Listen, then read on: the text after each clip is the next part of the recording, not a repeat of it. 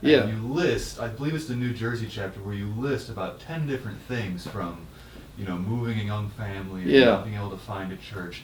But along those lines, looking back on your life, what would you say would be the most difficult time or the most difficult challenge you faced, whether it be when you were in the Navy, or I take it was somewhere along the lines of raising a family, and how did you make it through that tough time? Well, I think what you just said is I think that's the toughest, because when you were singing, I got goosebumps. But yeah, that was our growing up time in New Jersey, with your dad just being born and your Aunt Linda. We were on our own, and up until that time, we were on our own with mom and dad, with friends, with everything. And when we lived in Pittsburgh, we lived in the neighborhood that your grandma grew up in. So it was only, I just adapted to it real easy, because they were all like family. When we moved to New Jersey, not only did we move out of all the family hookups, but we went into a different culture. We really did. And that's when I realized the United States is a big country, but it's got a lot of different cultures to it. And when we moved to New Jersey, we had been pretty well involved, I thought, rather naively, but we had been pretty well involved in the community and in the church. I was teaching Sunday school. We went to teaching Book of John, I remember that. We got to New Jersey, and we had to start all over again, and we didn't know anybody. And so we found out that not all churches are I'm sorry, I don't mean to be dumping on churches, but there are churches that are really serious about it, and then there are churches that are more socially oriented, and that's fine.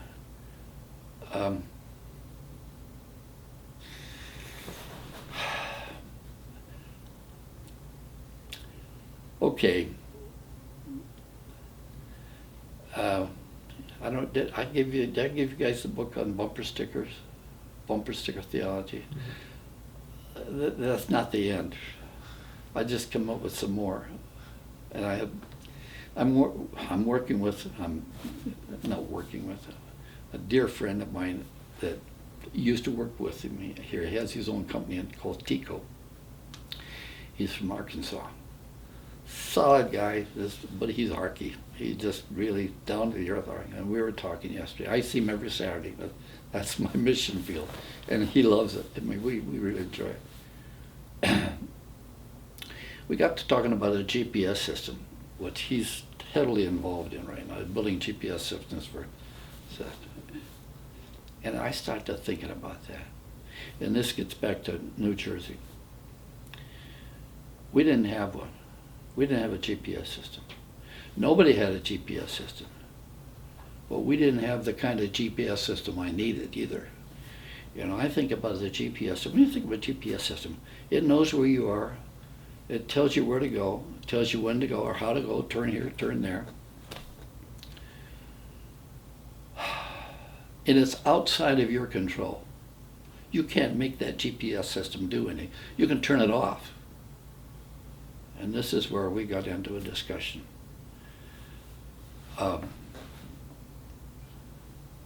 I think in New Jersey we learned to have a GPS system. We learned that God is the GPS system for us. Now I can turn him off, but he doesn't turn me off.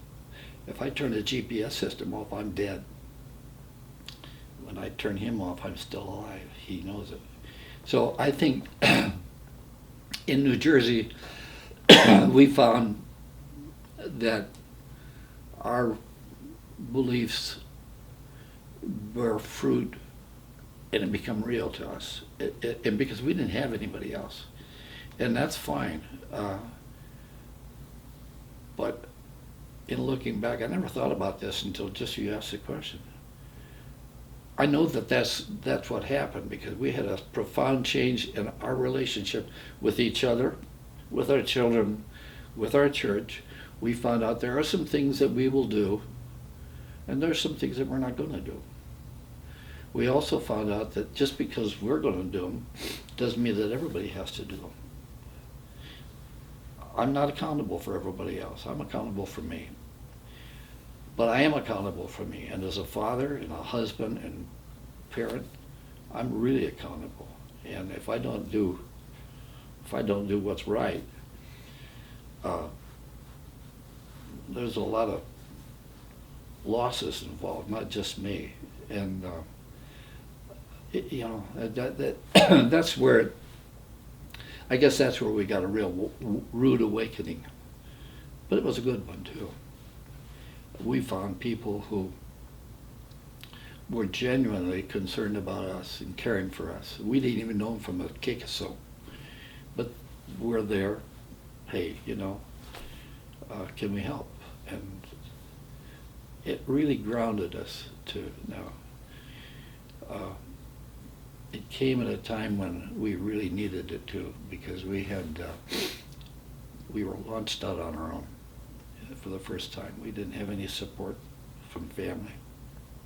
It was all good, but sooner or later you got to cut the ties and get going. I think I told your dad, he was asking about, you got one foot in the boat and one foot on the pier. You got to jump in the boat or you got to stay on the pier, one or the other, because you're going to fall in the water if you aren't careful. And it's not going to be much fun. And there's an adventure on the boat. You can get yourself killed on the boat too, but at least you're going to have an opportunity to learn something. So anyway, that was probably the benchmark for us that got us started. Now the other one was the watershed. I think was probably, as a family, was when we moved to Iran. That was so, and you were, this is 1967. That's 40 years ago, 43 years ago, or more, 45 years ago. But in 1967, this country was in real trouble. The Vietnam War was on, and people were having all kinds of anxieties about one way or another.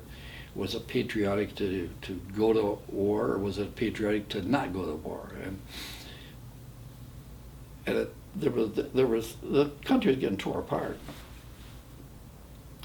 We were sitting out in the desert in Iran, all 5 of our kids. We didn't have any of that. I'll tell you, we were a little bit concerned about whether we wanted to come back or not, because of what we were seeing in Time magazine and U.S. News. There were all kinds of riots going on here. Well, what are you going to bring your children back to? How are you going to bring your family back into this kind of an environment? And we had our choice to come back and go to Massachusetts, to Raytheon, or to come out here. Well, this is kind of home base for us, and so we felt a little more comfortable coming out here. And I think it was the right decision to go. But that was a struggle for us to try to figure out what we wanted to do as parents. I mean, and we lived, when we were over there, we were, by that time, we were pretty well committed to our Christian beliefs. In fact, we knew there was a church over in Ahwaz, it's the southern part of Iran. And we had known about it because we had talked to some people. And there was a guy by the name of Paul Woodward, who was the pastor over there. He and a Persian were together in a church. It's called the Church of the Good Shepherd. It was probably Episcopalian in doctrine. I don't know. That never rose to the problem for me or anybody else. We got over there and we found out that there were oil workers, American oil workers from Texas and Oklahoma, working up in the oil fields, and they had their families up there, and they would come down on Sunday, and we'd have a party, and we'd have time to have church together. And so I asked him, I said, okay, we're going to be here for about a year. What can we do? And he told me probably the most useful advice you could hope. He says, just be a Christian. You know, he said, you're in a Muslim community. There are Christians here. They will see you as the minute you open your mouth, because they're going to be looking for you. There are some old Assyrian Christians, and there were. It's just be a Christian. Don't get caught up in doctrinal issues, or, you know, it's not, you don't have to be bright, you just have to be willing. And that was kind of a watershed experience for us too. And we come back and we found out in some ways it was easier to be a Christian over there than it is over here. You get into cat fights about different denominations over here, and I know there's some strong differences, and I wouldn't be comfortable with some of them. But I got to tell you, when you're sitting in there with a 99% Muslim community, you just want to know somebody else that thinks like you think. It just, you know, you work out the details some other time. It's not. So anyway. No, I just have to stop it every 10 or so okay. minutes because it cuts off after 10 Okay. minutes. Well, I didn't expect this. Oh, What? well, one of the really intriguing parts, or, you know, chapters in your life for me is, you know, when you went to Iran and you just started traveling the world. 'Cause Yeah. that's something I'm really interested to do right now. I couldn't imagine doing it with a family, so I'm sure that brought up, Well, as you said, you know, being a Christian, one of the I challenges. tell you, it is, your grandma is a trooper, because in my travels, she's had 5 children here to take care of while I was gone, and that's not easy. And I'm not sure that that's right. It seemed right at the time, and we didn't suffer from it, but no, she had, I think she would tell you, the hard part for her was, well, I'd be gone for 2 or 3 weeks internationally. Now, she's the boss. She has to be. She's in charge. She makes the decisions. She does this, does that, and she does a good job of it too. But when I come home, I had to be careful because I think I'm the boss. And now I'm treading in her territory. Now, it took me time to realize I just take it easy, you know. And at the same time, it was time for her to back off and say, okay, your dad's here, let's defer to your dad. It takes a good wife to do that. Really, but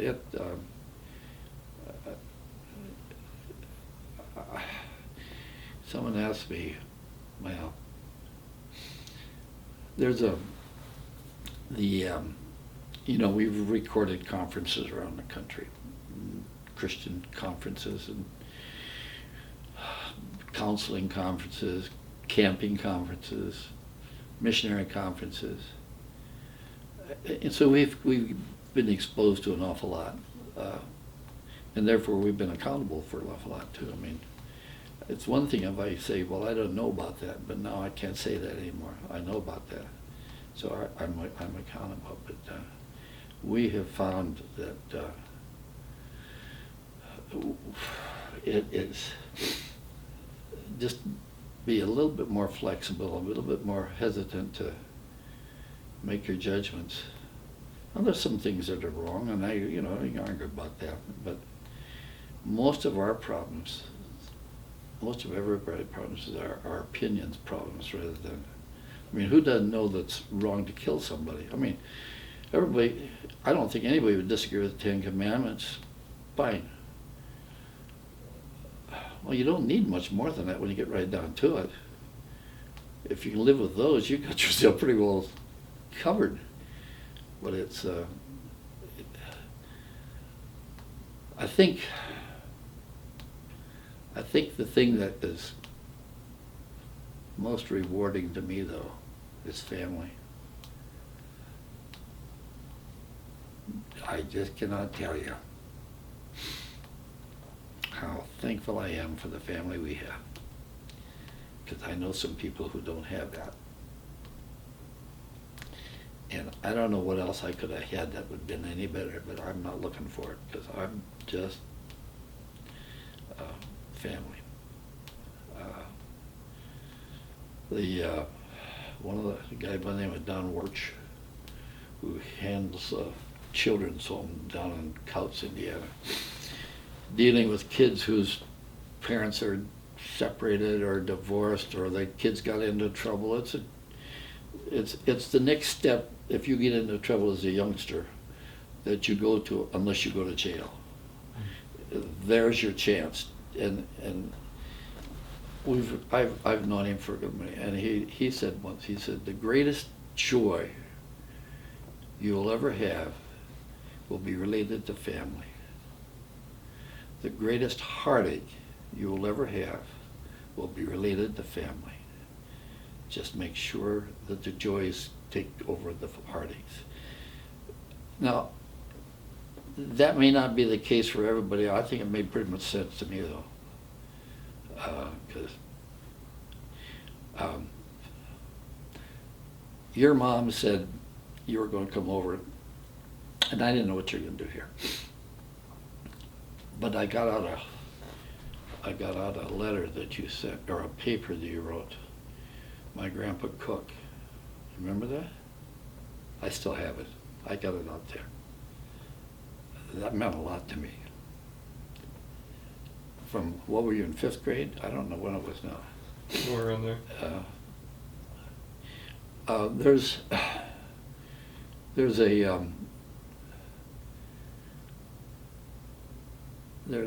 a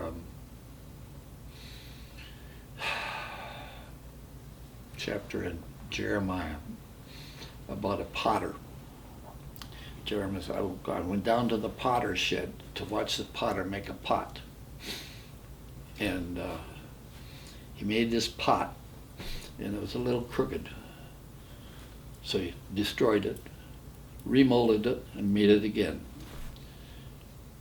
Didn't like it, remolded it, and made it again, until finally it was the kind of a pot that he wanted. The illustration is, this is what God is doing to you. He's reshaping you the way he wants. I mean, you know, don't get too upset when you get your pots broken, because he's going to do something else. And I think that I have to remember that I'm not the potter. I'm the pot. And I need to be pliable enough so that the potter can do something with me. And it takes a long time sometimes to remember that. And you forget an awful lot too. As soon as you start thinking about wanting to go to Florida when you should be staying here and taking care of something, you say, hey, wait a minute, you know, you're not ready for that yet. We have some other issues that we have to deal with here too, that sometimes I wish we didn't have to deal with them, because we're a little bit restrained in terms of where we can go and what we can do. That's all right. That's all right. I wouldn't trade it. I wouldn't have it any other way, even though I may complain about it sometimes. Not very often, though. I'm not dead yet, Charlie. I'm not dead yet. Maybe I will be tomorrow, but right now I got another day or two. I told a guy this morning, my bones are starting to hurt. And he said, you're getting old. I said, I don't mind being old, it's getting old that I don't like to do, because you start getting reminded of the things that you can't do, or that you wanted to do and you're never going to get to do. Not very many of them. I don't have any regrets, but I'd probably gotten more trouble if I got any more than what I did. So there we land.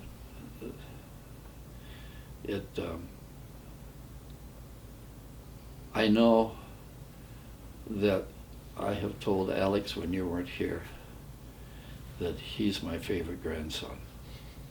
I know I've told you when he wasn't here that you're my favorite grandson. You have to work that out. I cannot believe it's as good as it is. I mean, when you think about it, we've got 10 grandchildren. 2, 4, 7 in-law grandchildren married, and a whole bunch of grandkids, great-grandkids. Who needs anything else? It is, and they all love us.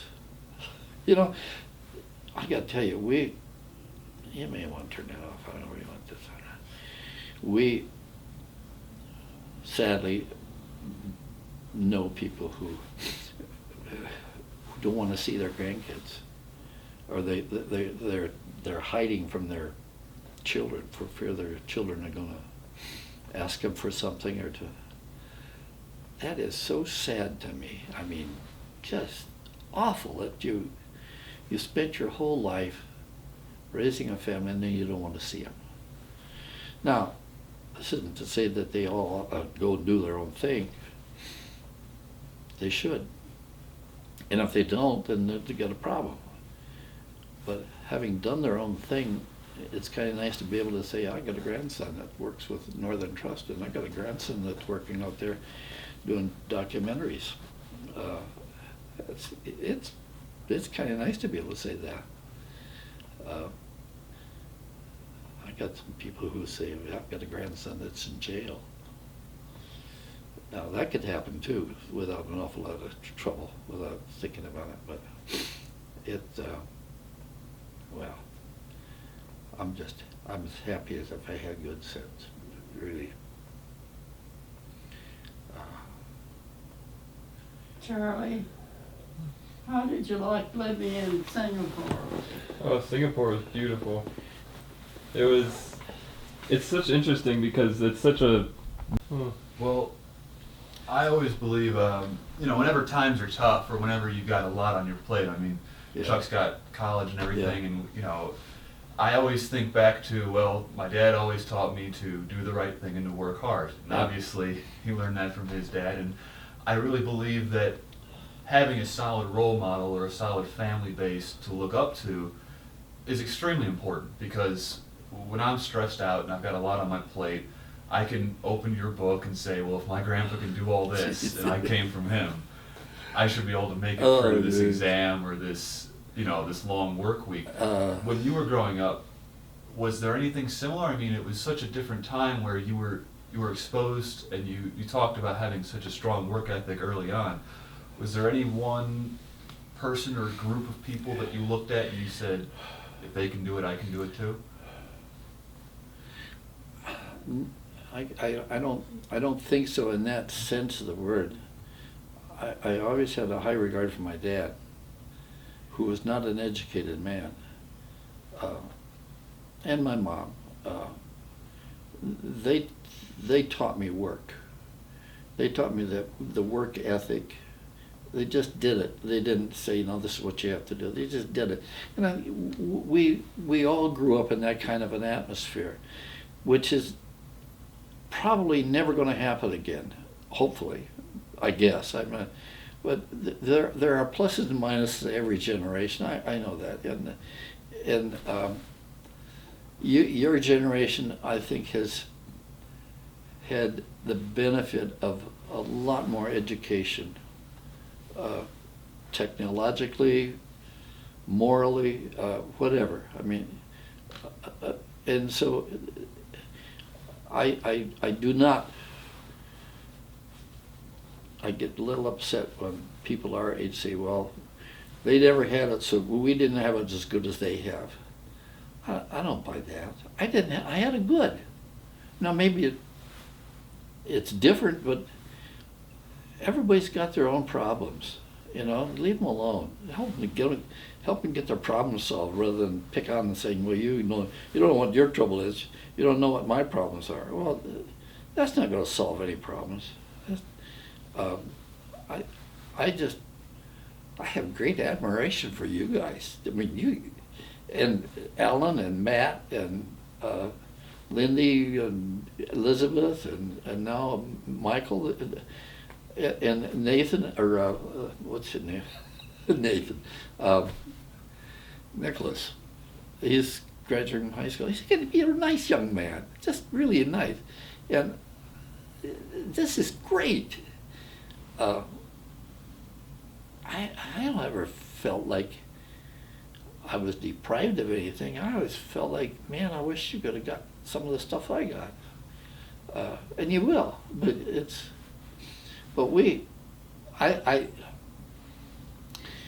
if there's somebody to ever feel sorry for, it's someone who doesn't have a good family. That has got to hurt. What else do you have? What else is there? I suppose there's a lot of things, but we just have a great family. Just have. And I think a part of it, I'll never know for sure. I think a part of it is the year we lived in Iran. It was a knit.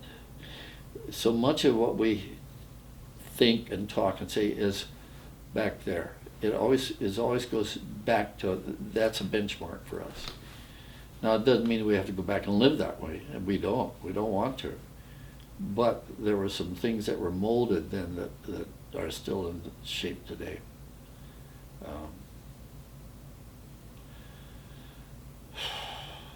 Gonna be around for Christmas, I'll give you another book, okay? I got one coming. I love one. Little quick. He's still talking about my book. Good for him.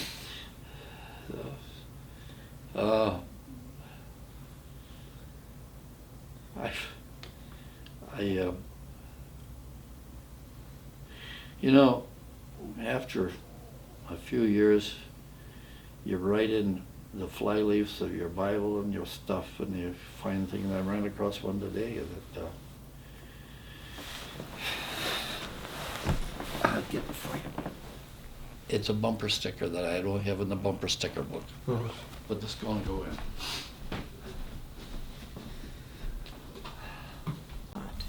Yeah.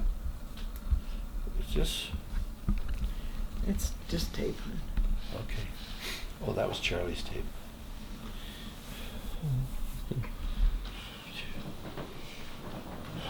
Okay, now we're going again.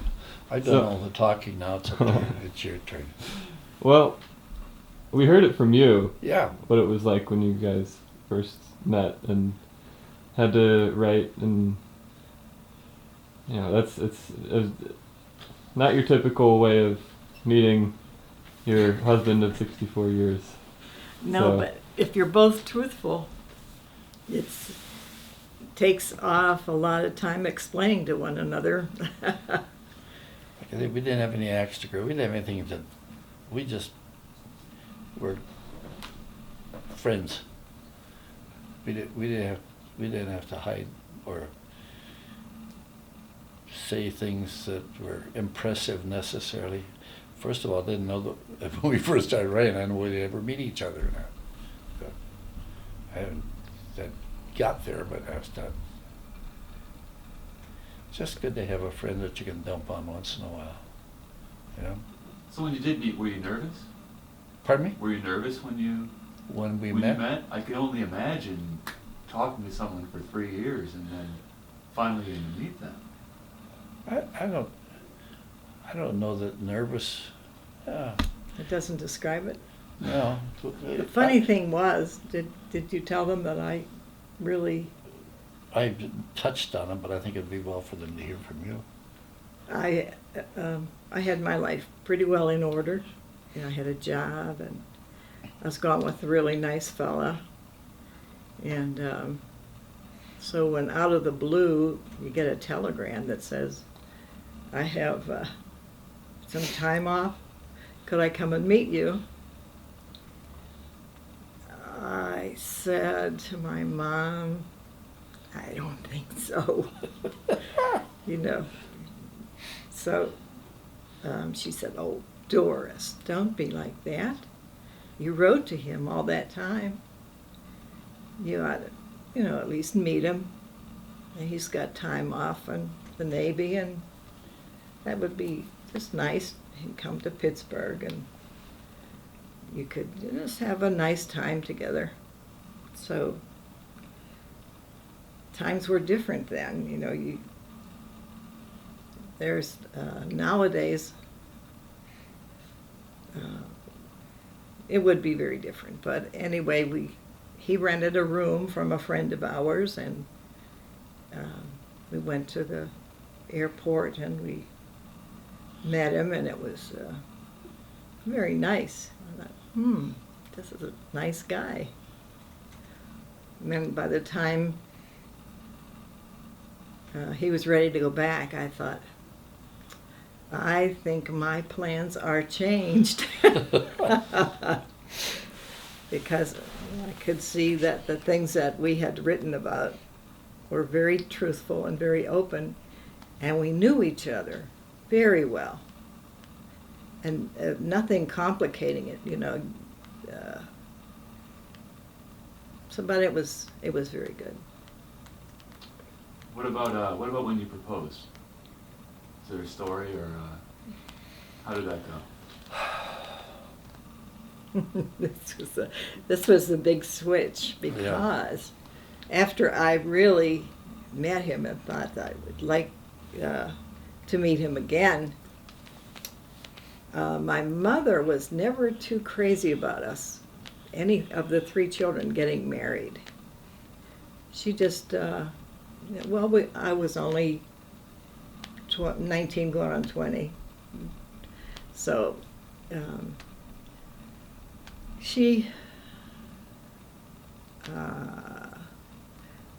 was not real delighted that she could see that I really loved this guy and wanted to spend the rest of my life with him. And so we actually didn't make too big a thing out of the engagement ring. Yeah.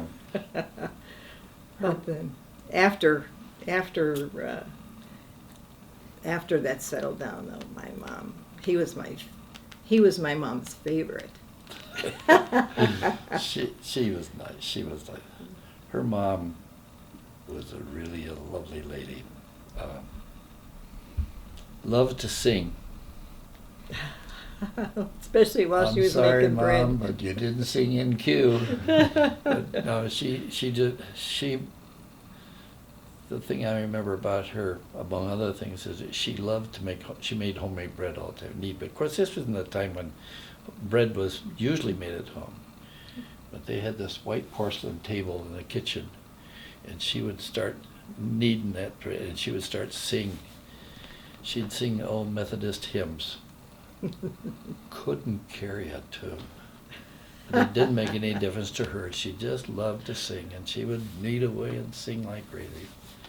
You can't say that she can say she may not be able to sing, but you can't say she didn't sing. She sang, yeah. No, it was, and her dad was I want to say hard, but not hard in the sense he was disciplined. Really had some tough times in his life, but he's a gem. He was really nice.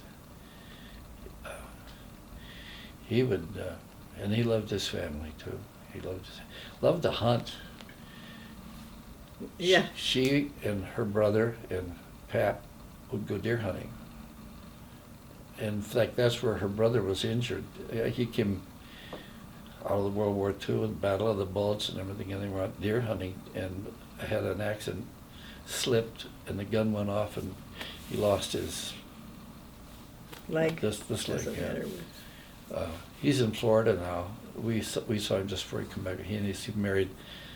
They moved to Florida. His son moved him, or her kids moved him to near St. Pete, where there's a veterans hospital, and Freddie is watching over them and doing a good job. I mean, it's He's in a care facility. Yeah. Nice. a neat guy, and it was,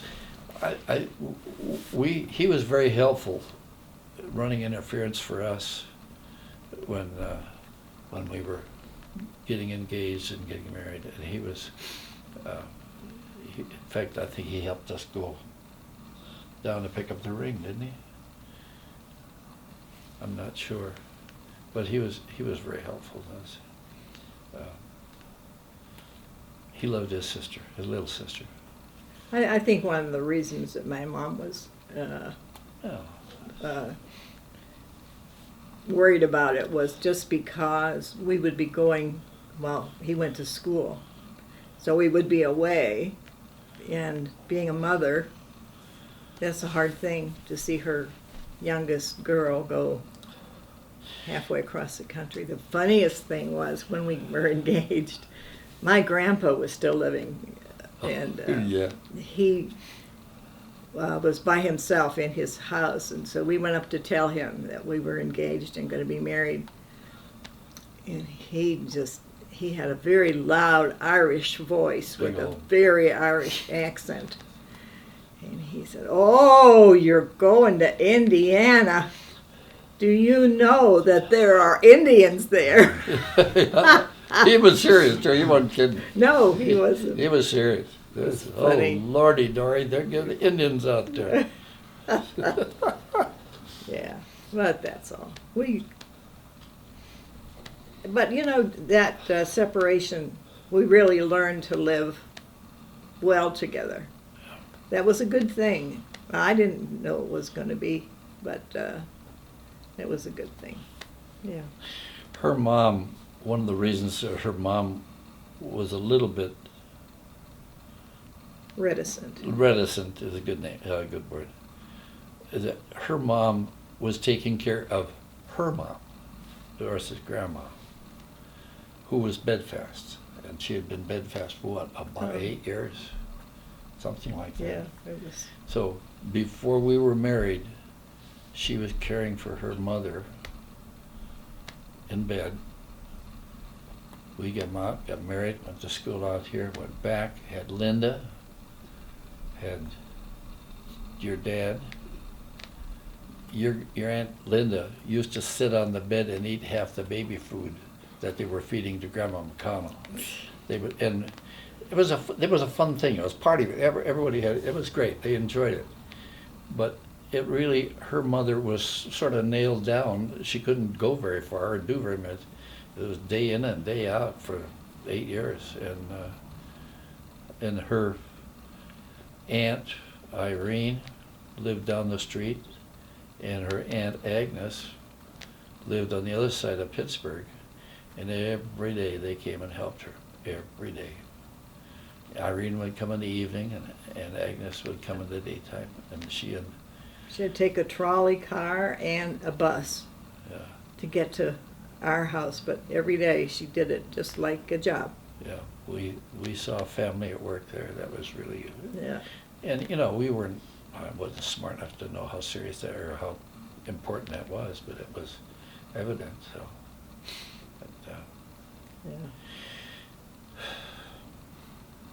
Well, you were saying when you, going back to when you guys first met and after writing, you knew after a few days that this was different. You know, what was there something in particular that you could tell was special, or was it? See, we already had a foundation of getting to know each other from all those letters, and so it was very easy. I did not feel that I didn't know him, because I knew the inside of him, but I knew his heart. We have friends here in town who grew up together. They knew each other since they were in grade school. We didn't, but we did. I mean, we did. I grew up in Iowa, and she grew up in Pittsburgh. But in the course of writing, we got really well acquainted with each other. Ups and downs, and Yeah. it was never it wasn't until I came to visit her that I don't think I thought about it other than the fact that it was kind of nice to go see who was writing to me all the time. But it was not a matter of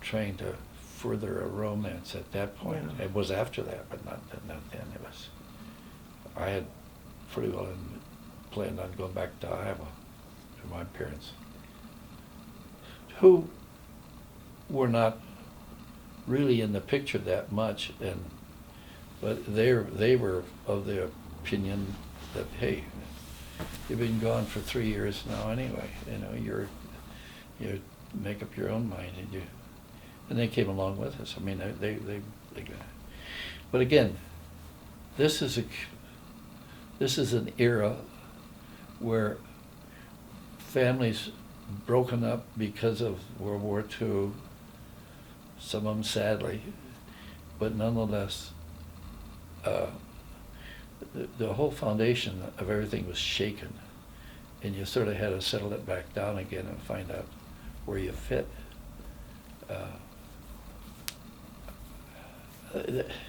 And I know there are people, in fact, I just heard this last week in the men's group. There are men who say, well, you just don't know how it's like when we were growing up. That's true. Thank you, Lord. You don't have to. You work out your own problems. You're going to have enough of them anyway. You don't need mine, you know. But it is a sense of you cannot accurately equate this generation to another generation. There are some benefits by it. Integrity, yes. Discipline, yes. Faithfulness, yes. But they come in all kinds of shapes and forms. They don't come just because you live next door to each other for the rest of the first 10 years of your life. If you don't have that built into you in the beginning, it doesn't make any difference who you're going around with. And again, it's the GPS system I was telling you about. Now, if you get a better GPS system, that's fine. I won't argue with you, but I have to tell them about it. Yeah. You know. Recognize the story. Yeah, I tried it out on her. So, but yeah, it's in the fruit of all this is your mom and dad and our kids. Just doesn't get any better than that. And another generation coming up just doesn't get any better than that. I would just, I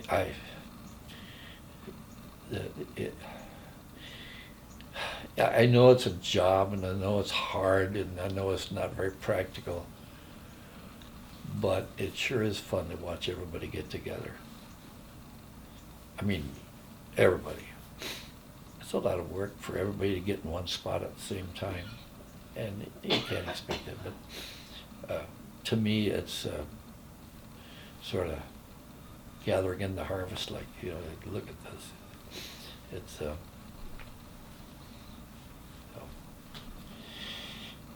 It's just good.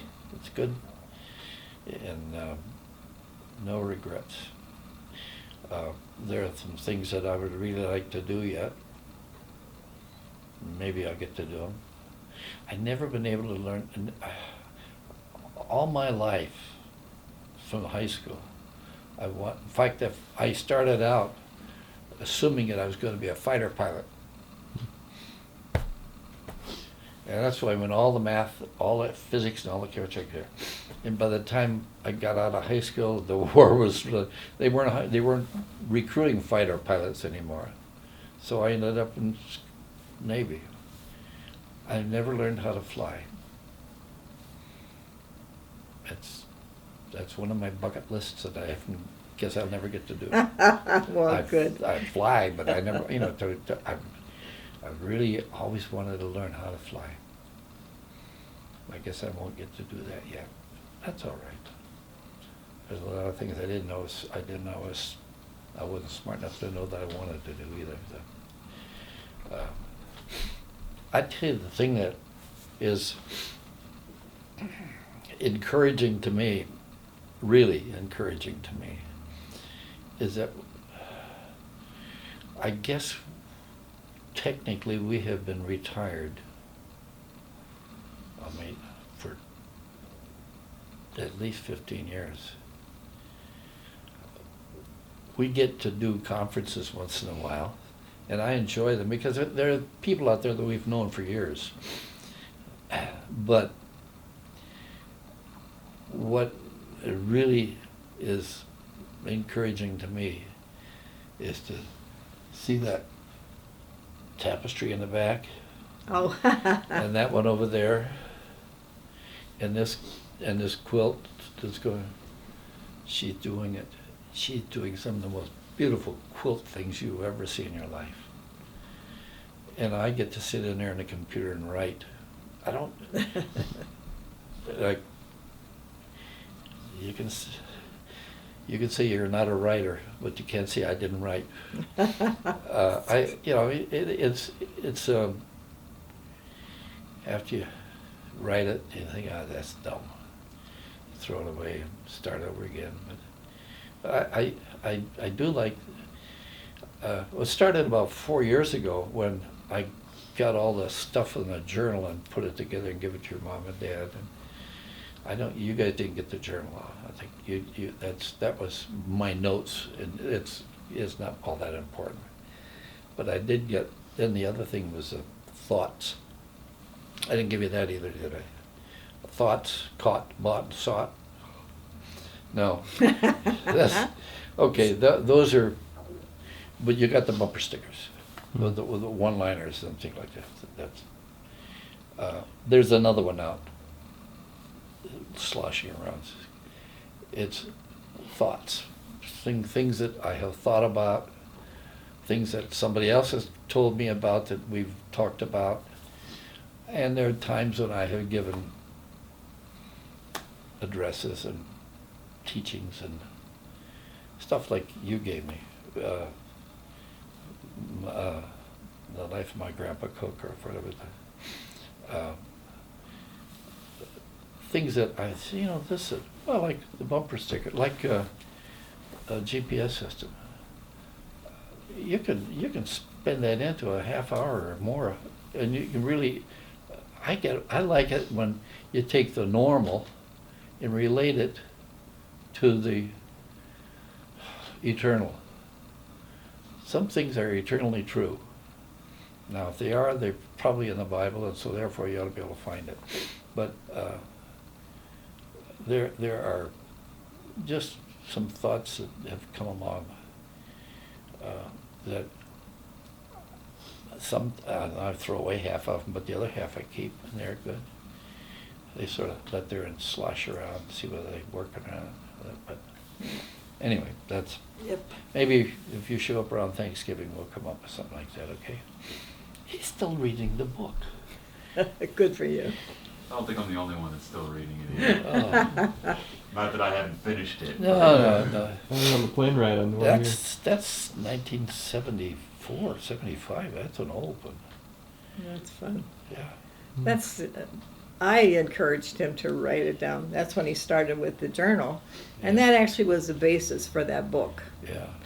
Because, the kids will never know what kind of a life we have lived or what the results were or just, or what we were like when we were kids. It's just a good thing. So I was really glad when he Yeah. went ahead and published that.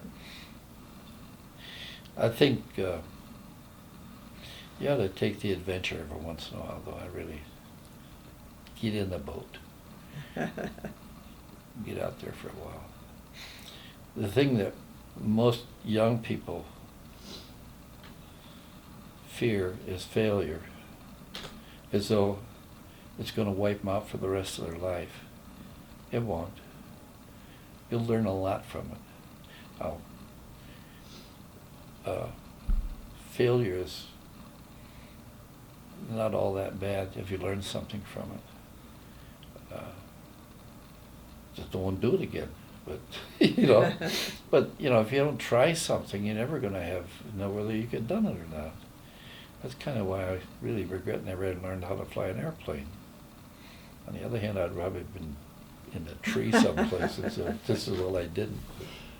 Other things, Yeah. yeah.